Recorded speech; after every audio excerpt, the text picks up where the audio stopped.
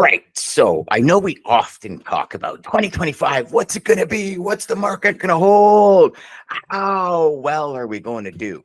Well, let's talk collaboration over competition, and let's look at 2025 today on the Logistics Life.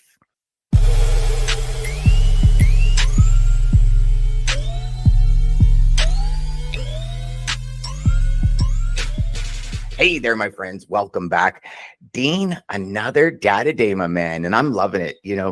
I know today we're going to get into the 2025 and we're going to get into some strategies and thought processes and systems, tools, software, all that kind of stuff. And I'm really excited because I'll tell you, full transparency, still trying to work out a workflow for myself to bring the podcast daily. And I'm finding, and mainly because I don't want to stop this video end of the podcast, if you will. Right. Because I really enjoy the video. I really enjoy sitting here speaking with you. But it comes down to this time period, right? And I know, and this might be something that we're getting into today, because I love this, because we kind of come up with a topic and we're like, yeah, man, let's talk about it. And, one thing that I'm finding is, how do we free up the time to do the things we want to do for growth?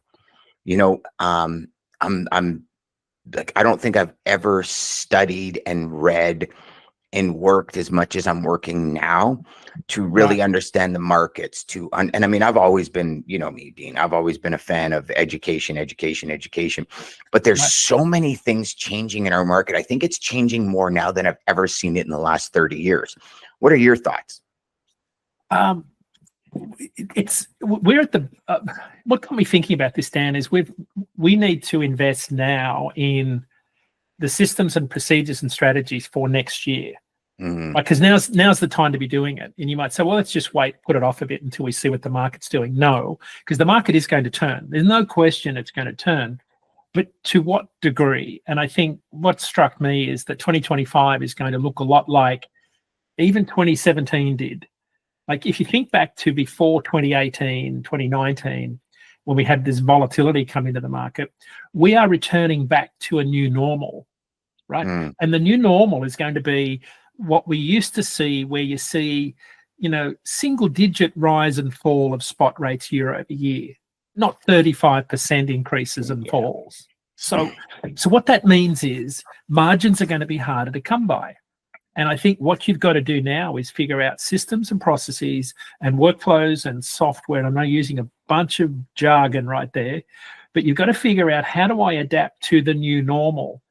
Because the new normal won't be massive amounts of volatility in the market, because our freight market thrives on volatility, right? So, when rates are really high, carriers do well, brokers expand margins, shippers get crushed. And on the other side, the reverse happens. And we're at the other side of that, where margins are getting crushed because, brokers are buying capacity at a lower rate. And now they're trying to cover it at a rate that's higher because spot rates are going up, right? So if you think, where's this next cycle headed?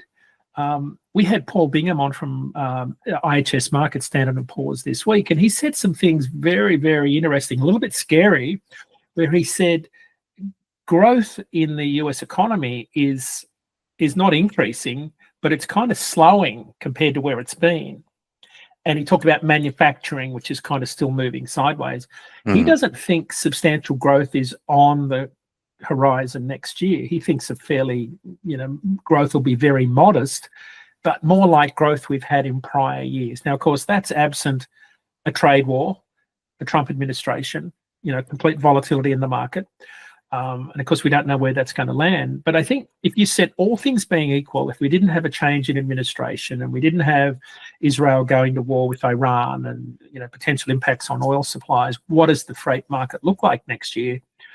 I think we are looking a lot like the ups and downs of what we saw in 2016, 2017, because 2017 was a recovery year from a really poor industrial economy in the 2016 period. It feels a lot like that did. If you had to say, draw me a shape of a chart that looks like what next year looks like, it would be more like a speed bump, not Mount Everest.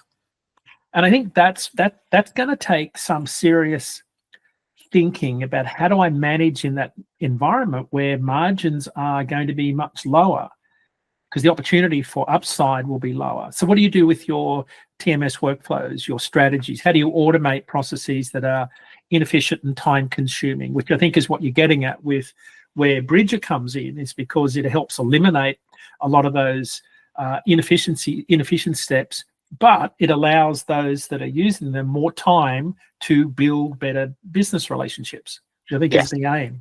Yeah. Mm-hmm.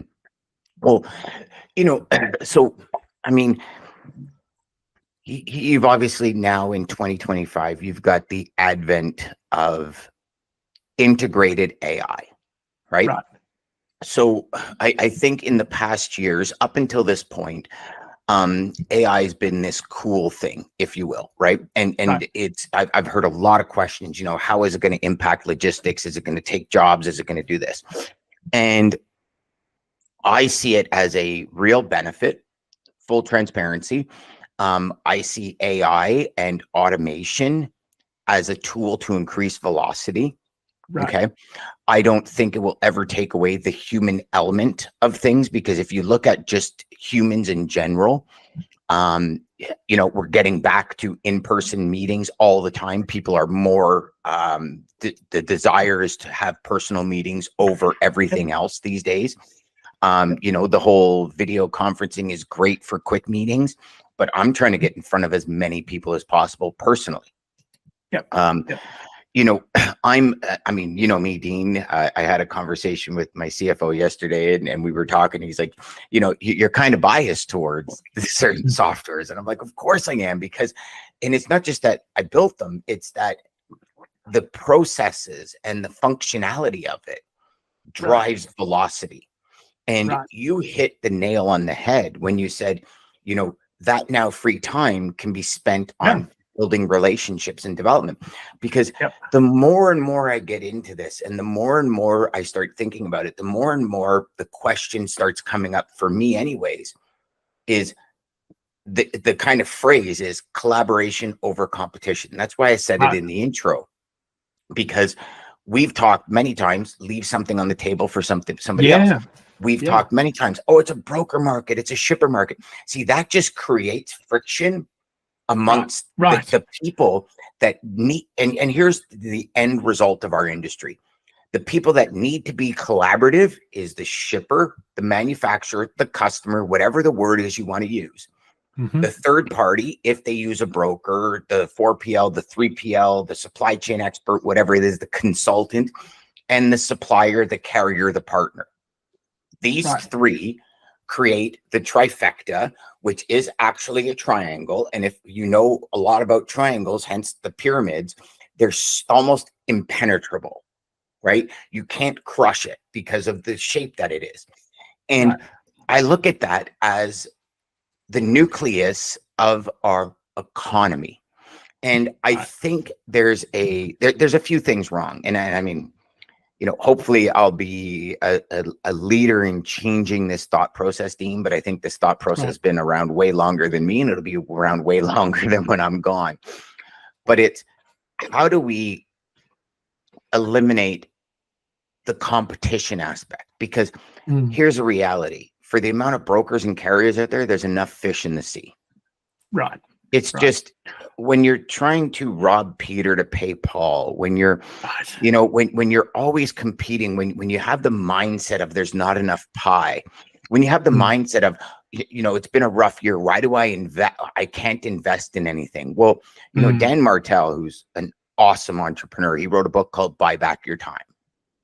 And that's really the philosophy I've lived for the last probably 6 to 8 months, because when things happen to you and you go through things, you really realize the importance of time.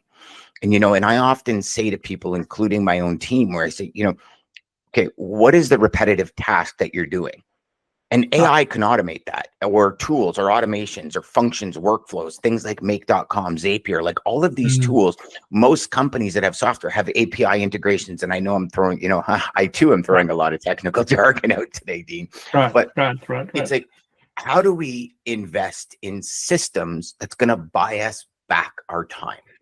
Right, right. And Dan, so this is fascinating, right? Because this leads to this broader discussion about AI changing jobs, the fear of, I think there's a lot of people like me that were initially fearful that any discussion around this could end up in being out of a job, right? Yeah. So I was reading a really good report. My wife sent it across to me yesterday because I've started to use some AI technologies, and it's very interesting because in sales, AI is really, when this broad subject of AI, of course, it's a lot of different technologies wrapped up there, but it really enhances sales strategies, improves decision making, as you've said, it automates repetitive tasks. I think it really personalizes customer interactions in particular. I think that's one of the big advantages. But just when it's done back right, a bit, yes. Yeah, when it's done right.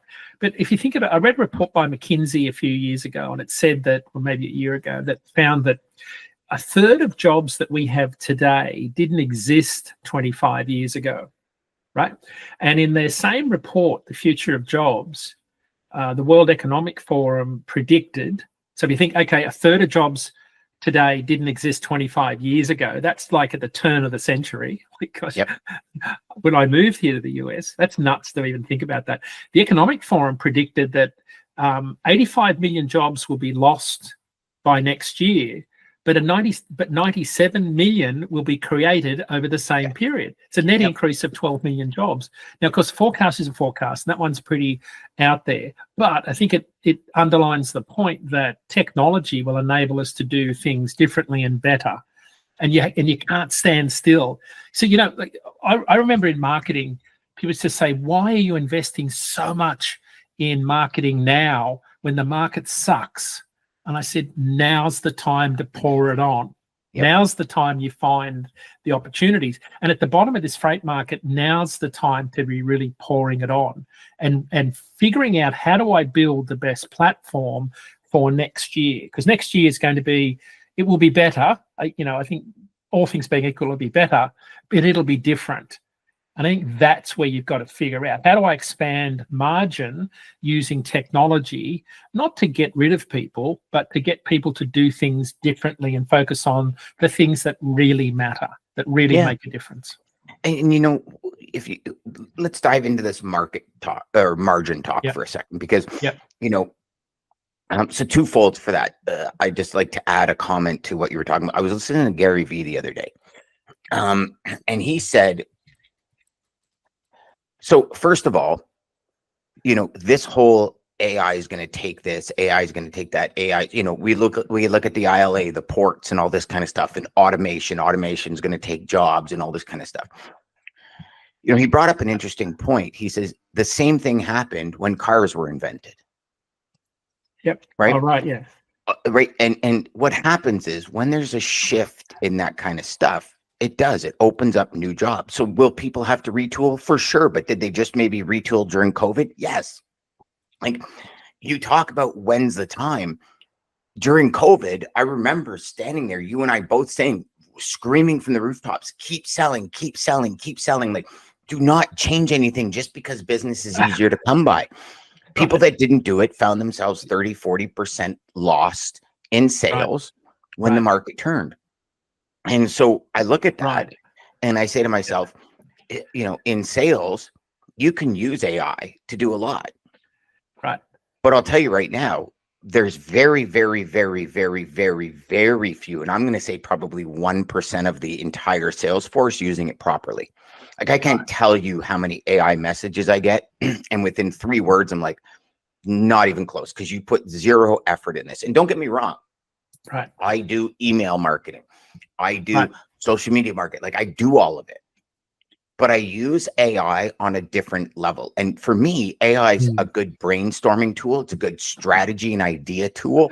And then I have to use my human element that has had 30 years experience in the industry to understand, will this actually work? Like, the use of AI, Dean, now more than ever, I reach out to customers. I just did this morning. I did like 15 different customers, sent them emails and text messages and said, hey, listen, if you were to listen to an industry podcast, what would you want to hear about?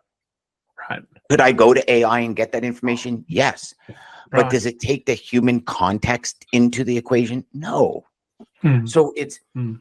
like, to me, that's Yeah. the most important part. And Mm. we're in the bottom of the freight cycle. And I've said Yep. it many times with you. You and I have talked about it for probably a year now, where it's like, if you keep pushing the needle and keep reinventing and creating and strategizing and building, and when the market turns, it's going to be like this entire Yeah. catapult function that Yeah. just throws Feels you like it. to the front of Yeah. the market, right? Yeah. And the reality is there's no competition out front. Right. But there's a bigger message there, because leaders don't compete, they collaborate. And if you listen Right. to anyone in any market, like, and I'll take digital marketing, for example, because I think it's the best collaborative market on the planet, right? Right. Where you see like an expert like Brendan Burchard, for example, and then there'll be another expert that complements what he does. Now, it might be the Right. same thing, you know, Right. like Eben Pagan is all about productivity, and you know, Brendan Burchard had like a productivity masterclass, and he teaches productivity, and Eben Pagan does the same thing, and he teaches, you know, product blueprint, and so does Brendan Burchard. But Mhm. those two audiences have the same desire to get better, so they collaborate with each other to win. Right. Right. Right. I think we're missing that in our Yeah. industry, right? Everybody tries to keep everything so close to their chest. I mean, I talk to salespeople all the time, and I'm like, and they're like, well, you know, Yeah. yeah. And, you know, I got to make sure I beat this next person. And I'm like, okay, but why don't, and again, I know there's competition. I'm not trying to say there's not, Yeah. but the collaborative piece coming into 2025, I think, is going to be one of the most important pieces of the puzzle, because if you and I are in the same company, right? Right. And our mission, because like anything, your clients at DAT, your mission Yeah. is to help them achieve their goals with data, right? Right. A lot of the tools you have is data analytics to help them make better decisions to what? To achieve their goals. And I know Right. a lot of us maybe don't use those words, Right. but why do we move freight? So the customer can achieve sales targets, achieve their goals, achieve their mandates, achieve their desires. So if that's the goal, why would we, if we can't do something better than the next person, why would we try and take that on for $1? Mm. And this is years of experience coming out, Dean, because I look at the industry now different than I've ever looked at it. And I say to myself, well, what am I good at? Okay, I can do Mm. that. I could do that. Mm. I could do that. I can't do that. This Mm. person's better at that. So I'm going to suggest they talk to that person. And people tell Good me all the point. time, you're crazy. Why would you do that? You're opening the door for, but I said, but Comes back. I'm really good at this. And if Yeah. the Yeah. customer's goal is this, and I Right. can introduce them to Dean to Right. help them achieve their goal, I'm helping them achieve their goal. And if they choose for whatever reason to not use me anymore, they made that choice. But Right. I know I put my head down at night knowing I'm helping people achieve their goals, because in sales, that's what we do. But Dan, it helps improve the reputation of the entire industry, right? Because Yes. you're solidifying not just your reputation as being a solid character, but also the industry that everybody works in. But I will say it always comes back around to you, because there's a thing called stickability, right? Just Mhm. sticking around long enough for good stuff to happen. There's a lot to be said for that. And I Yes. think if you're just focusing on trying to outdo the next guy, that's just a race to the bottom. Mhm. Right? It's really hard. I just see technology, particularly in broker and 3PL, as being a real market advantage strategy next year. Think about, we use pretty advanced machine learning, deep neural networks to understand what fraudulent behavior looks like on a load board. And fraudsters have a very different way of typing and speaking and writing. But AI can help identify them. And it's not, and you can see it in the data. You can see their behavior. So, and they're very good at understanding that, because they're running the same algorithms on their own data to see what we're learning. They're pretty clever at it. It's like AI data centers require massive cooling units and storage centers that have to go on the back of trucks. Yep. Like so like there's a connectivity through all of this, but I just feel I don't know if I can articulate it, in broker speak or 3PL speak. I just know that next year, and I'll use a carrier example. So if there's not a lot of upside to rates next year, where do your margins come from? Right? You've got to trim costs. You've got to provide a different service. You've got to provide a little bit more of a niche. Maybe it's a different trailer type. Maybe it's a different origin destination pairing, a different lane. But you've got to do something differently because the upside, I don't think, will be there, which means cost control becomes even more critical next year to maintaining margins. So what are you going to do? What is that you're going to do? And for a lot of carriers, that's a struggle because the urgency to move freight today as fast as you can to get ready for the next load kind of surpasses that long-term strategy of, I need to slow down 10 miles an hour and save 20 grand a year.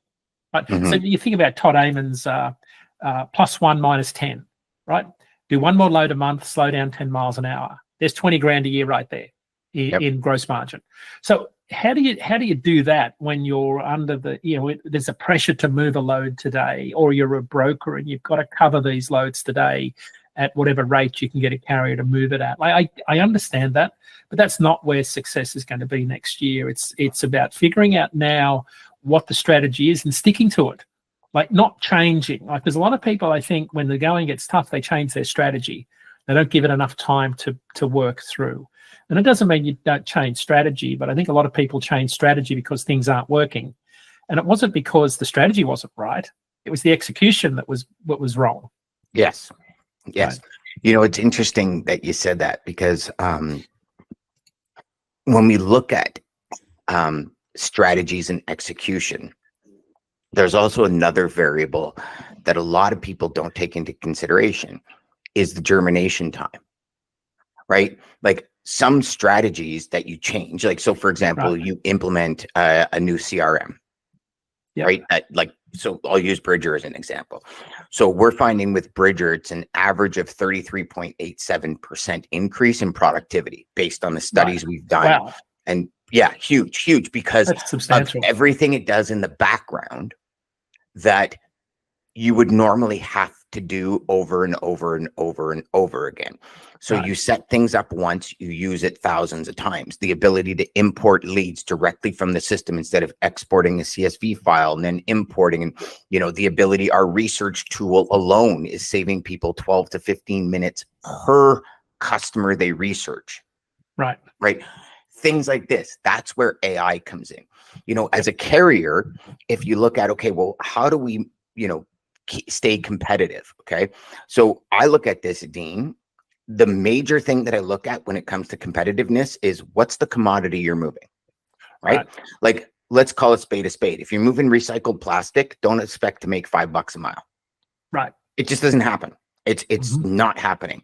So, and I go back to last year, about almost a year ago, I was out in BC speaking at a carrier event. And I remember speaking with a lot of the individuals in the building, and there were a lot of Indian companies that the immigrants that just wanted to build something for their families.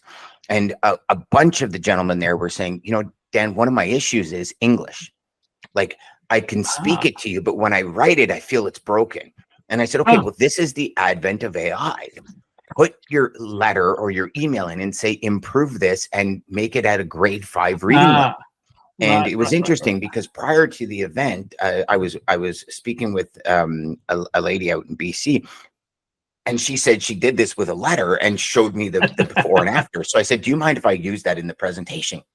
And she said, absolutely. So I showed everybody the before and after, and it was remarkable, right?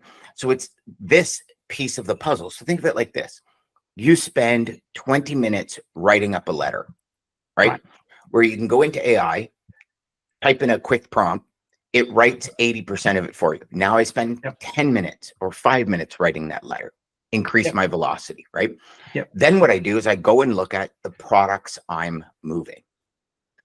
And I say, okay, how volatile is this product? And do an audit on our business. I can't tell you, even before COVID, working with so many companies that the first thing I do with a company is I go in and say, what's your invoice cost? And they're like, what do you Right. mean? I said, well, how much does it take you to put out an invoice? And I Right. remember one company down south, I started working with them and I said, listen, we need to figure out your invoice cost.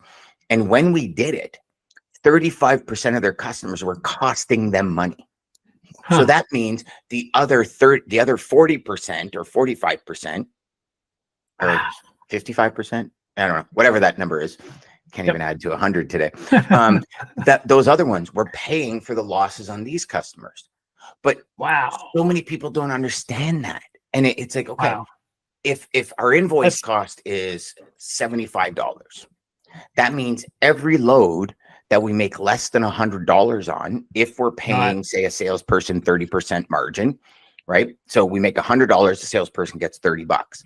The Right. company's losing money, because if you then take the time to that, or the cost of borrowing that money, if you have to borrow, if you're involved with a bank, you've lost money.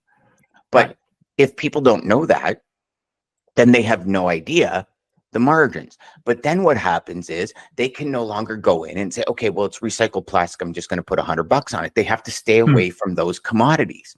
And Right. this is where the different levels, we've talked about it many times, those carriers that paid off debt during COVID and during the pandemic, they have a lower operating cost. Maybe they can afford to run recycled plastic. Maybe as a broker, there's no margin in it for you. But if Good I go point. back to the first 10 years of my career, I was dealing with Dell Computer. We were making great margins. We're at like 32% margin because we had $2 million loads of computers. And Right. it got to a point where I never reduced Transcend's rate. But Huh. it got to a point where the company I was working at, the lawyer came to me and said, Dan, here's a problem with the account. Now, I'll lay out the context for you, Dean. Number one, we were making $7,000, $8,000 a week profit on this account. Hmm. As a Hmm. salesperson, I'm going, that's good profit. As Right. the lawyer, he's looking at it saying, okay, at 7,000-8,000 per week times 52 weeks, if we have $1.5 million claim that the insurance company denies, we've lost. Right. So at one person's perspective of making money, another person is saying, So it came to Right. the point where we were down to about $200, $250 a load. Now, Right. most brokers out there going $250 a load, I'm in all day long. Yeah. I had to give up the account because the lawyer said, literally, Dan, if we lose one load, we've lost $300,000, $400,000, $500,000 a year. We can't afford that loss. Oof. And right. So Yeah. I went to Transcend and I said, here, I cannot do this anymore. Right. And I walked away. And people, I mean, I've told so many people that story and they're like, what are you, crazy? Like, but you know what that did? That led to a great relationship where Transcend eventually hired me. I eventually moved to Ontario. I met my wife, the love of my life, my soulmate. Right. And this Right. whole life started because I chose to make that one decision. Now, Interesting. that decision, I had to take my pride out of it. I had to take this. And I mean, like we're talking, I'm a 20-year-old kid, right? Making the Right. money I was making. Nobody in my environment was making that kind of money. Hmm. I had this ego about it, and I had to get rid of that ego, because ego would have said, you can't lose that money.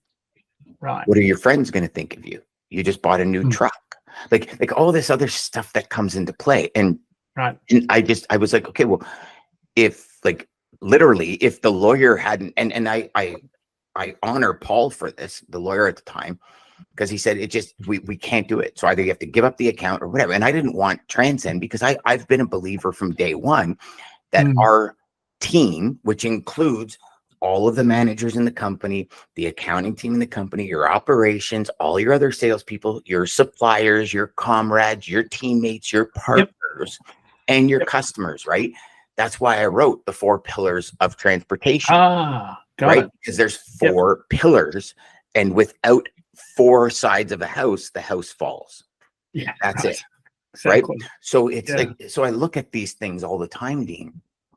And you know, I mean, you look at anything, you look at the pyramids in Egypt, there's 4 corners to the pyramid. Everything needs 4 corners to stand, big or small. Right. And to me, that's what the next level is. And this is why in 2024, you and I talked about it right at the beginning, is like cost plus. Be transparent. I don't think I asked so many customers at one point, what's a good margin? If I made 17, 20%, would you, well, yeah, 20 might be a little much, but 17% I'm good with. If you can make 17% across the board and you understand it, yes, on a $100 load, sure, I get that, where, maybe you have a minimum.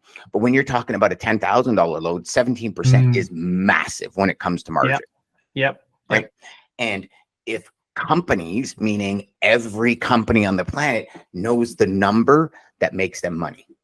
If they don't hit that number, they go out of business. So this is not something that I believe we as individuals, as business people, as in any kind of market, logistics or not, there's a margin every company has to hit. And I think as leaders of a company, if you do not share that with your team, you're immediately on the losing edge. Yeah. It's a good point. And anyways, so I know we've kind of been back and forth. Well, so what are you showing? Because I know you said you had some really cool data about 2025. And what do you see? Well, I just think, Jason Miller's TTMI just came out this morning for August, and we're still, along the bottom of this trough. His August numbers dropped slightly from July. So we've been seeing a very flat truckload market in terms of the ton miles in trucking. They continue to move along the bottom of this trough at about the same levels we saw in 2019. Supply is still a big part of that. Assuming there's a few more interest rate cuts, there's a chance for increased freight demand to start in March and April when we see seasonality. Shippers are preparing for bid season right now. But I think if you're in the brokerage, buying capacity space, capacity is going to tighten in the second quarter of next year. So I think demand is going to continue to be flat to maybe going up slightly, but it'll be the spring of next year before we see capacity tighten and rates start to materially go up. So I think that's where we see the market right now, but nowhere near what you would normally expect. I think, I'm anticipating, produce season is normally the yardstick where you see rates from April to July 4 go up 20, 25 cents a mile. It's a noticeable peak. In a soft year, it's a speed bump. Right, rates might go up, 5 to 8 cents a mile. I think that's more in line with what we're going to see. So I think most of the economists that we talk to expect a fairly, moderate year. Freight's been slow. Manufacturing is going to be the big thing, Dan. I think that's going to be, Bob Costello at ATA in Nashville this week said it's far from robust, but it's not horrible either. So it's not great, but it's not bad either. So I think that, I know it kind of sounds a bit strange, but it feels like things are going to be fairly flat next year, both in terms of rate upward movement and demand. And by then, though, the excess capacity will have worked its way out of the market. And so we'll have the brokers, because there's been a lot of brokers leaving the industry also over the last 18 months. Yeah, I mean, we've had a lot of people leave the industry, right? Brokers, carriers, everybody. And I don't know. It's, Dean, I honestly think these periods in time weed out the companies, the people that are not meant to drive the needle. And I don't mean anything ill to companies like Pride and all this kind of stuff, but if you really look at it, right, and you take emotions out of the equation and you look at factors, like one of Pride's big downfalls was they were over leveraged. What does over leverage mean? Right. And listen, I'll be the first to say, this year has taught me I'm not a CEO. I'm not. And, talking with my buddy Ryan, he's like, dude, I honor you for admitting that, because most people's ego would not let them admit that. I'm a visionary. I'm the guy that has the vision. I can bring the vision to life. I'm not a paperwork guy. I'm horrible at paperwork. It sucks. I have no desire to build my paperwork skills up. And I think, for lack of a better term, it's a lot of companies that don't look at the longevity, they look at the short term. You know, Right. what is long term? I was listening to a podcast recently, and I haven't researched this, so everybody please. But one of the things that this gentleman said was, he says, 89% of companies have 30 days of cash flow. Yeah, right. Meaning a corporation that employs could be 20 people, 30 people, hundreds of people, typically have 30 days of cash flow. Meaning if they have like 2 bad months, they're in trouble. And I look at that and I say, wow, where does all that cash go? Is it the owner pulling it out? And it's a question I have, right? Like, how are you over leveraged? If all these companies made so much money during COVID, if the owners or the executives all took it, well, of course the company is going to be over leveraged, and they didn't pay back debt. They didn't, right? So like all these decisions we make now impact us down the road. I'll give you a perfect one. This podcast, okay? Yep. We were up to 900 to 1,000 downloads a week. Right. It was churning like a well-oiled engine. We were broadcasting every day.